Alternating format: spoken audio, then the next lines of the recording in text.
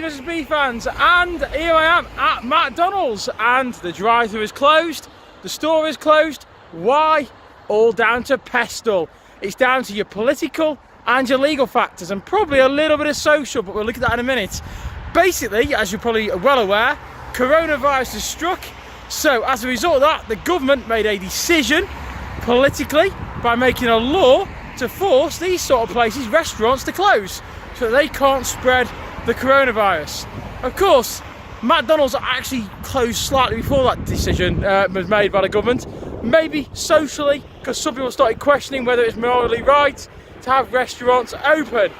Now, there is your PESTLE model in action, and think about the impact that has on this business. It has a massive impact. Financially, it has a massive impact. These places are franchises, most of them, so they're run by other business owners. Now, I know for a fact that this one here, the owner is still paying the members of staff a full amount of money. Some of them maybe not the case. Just think of the lost revenue that's coming into the business, so the money that's being made from what normally from selling those products. Think about the supply chain and the impact on the suppliers that sell their products here. Think about the local economy, because obviously those people are not working, haven't got that money to spend. All major factors, all amazing things you've got to consider when we think about business. So if you're ever wondering about PESTLE and how it impacts on a business, there is now your living proof.